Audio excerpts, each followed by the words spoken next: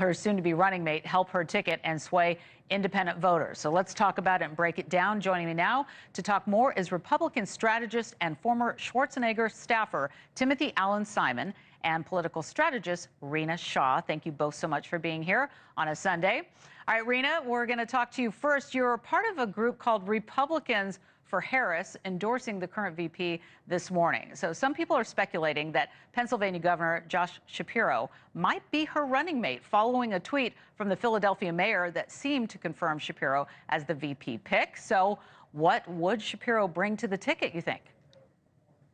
Well, a lot of the Republicans for Harris are very interested in Shapiro. He's somebody that's got appeal to centrists as well as to center-right folks. And I think when you look at the list of folks like myself who come out and said, we don't like the alternative, Donald Trump, and we think Harris is best positioned for the White House, I think she has a real shot at winning it. And the reality is this, is she speaks in better tones than her opponent, Donald Trump. You know, I've been working a long time to deny Donald Trump the White House, as have many center-right independent folks. And I think we're at this critical point where we have to see this VP pick as a continuation of what I think is a legacy that Kamala Harris is already showing she wants. In this past week and a half in particular, she has taken a very different tone than the one I believe she's shown as VP. She's shown she's capable. She can meet the moment. She can even divorce herself of some of this Biden administration record that many people, again, right of center, find problematic, particularly on the economic front as well as on immigration. So I think Harris has a good shot. Is his running mate pick going to be the end-all, be-all?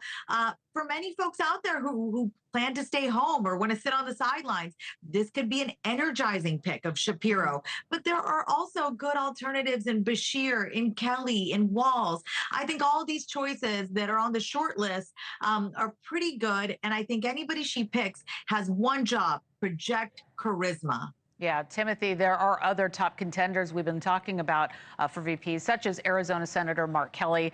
Arizona is a border state. It's an issue that Harris has been accused of being soft on. So if Kelly is picked, will that help sway moderates who are concerned about the border? What do you think about these choices? Well, first, I would say, as the late, great Oakland Raider owner, you can see I'm a 49er, but Al Davis said, just win, baby, just win. Vice President and presumptive nominee Harris, who's a friend, needs to pick the candidate that will help her in the battleground states. I think Mark Kelly fits very well into that category because of what my esteemed colleague says is his sense of independence. He's even criticized the Biden administration on border policy. Hence, I believe he has the capability of pulling the swing voters in a key battleground state. That does not dismiss the other potential candidates.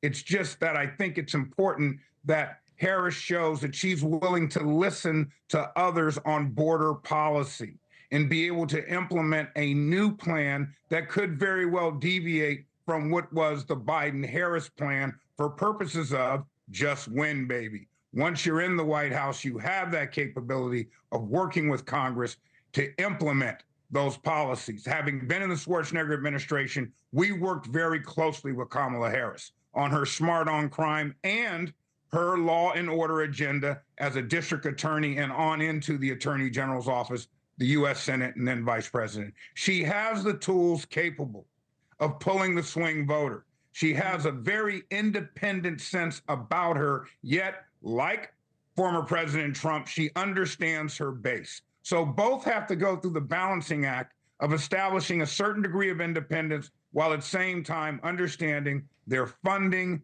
and delegate supporters that have to be maintained up and into November. Yeah, Rina, we've got to talk about some numbers here, too. Pennsylvania, a state with a lot of electoral votes, more than Arizona. So as we take a look at some numbers now, how much does this play into picking the vice president? Because, you know, this is an important state, too. Well, Pennsylvania is being dubbed as the end all be all. It's the most important, many are saying, because of what the mix we see there, right? And ever since the decades ago that steel started leaving, people have felt pretty frustrated on the Western front. And I can speak to that because I myself grew up not too far away from there in the southern part of West Virginia, and I attended school in the northern part of West Virginia. So I know the western part of Pennsylvania pretty well. And these are folks that do like the MAGA message. They want to hear America first type of messaging. But Shapiro was also pretty popular with them. I will say this, though, swing state status is not, I don't think, necessary in this VP pick. And I guess I'm going against the grain with a lot of my colleagues who disagree with me. They feel that this pick has to come from a swing state. I think it's way more important that she choose a man with a plan. Now, Shapiro, why he's vulnerable is because he alienates the young progressives who are mad at Biden and Harris about what is going on in Gaza, about our ardent support of Israel. And so these young progressives have been calling for a ceasefire for a long time. And when you see Kamala Harris coming out and having the first thing she said when Netanyahu was in town is she wants a ceasefire too. But if she picks a Shapiro, somebody that's sort of antithetical to that message, then she runs the risk of alienating. So I think this is a tough pick. I think she's probably grappling with it for many days, but look, I just want to end on something a little sensational here. She's got by Wednesday to make this pick of a VP. I think by Wednesday, Trump could also change his VP running mate, and he'd probably be better served if he did do that. All right, Timothy, I've got to go, but I want to give you the last word really quick. What do you think is going to happen this week? One, obviously, presumptive nominee Harris will pick her candidate. I also agree with Reena that Trump may have to call an audible as well, in lieu of the fact that the metrics have changed in terms of who he's matching up against. It's no different than a quarterback looking at a defense. So I do believe that J.D. Vance could be vulnerable in this musical chairs of vice presidents nominees.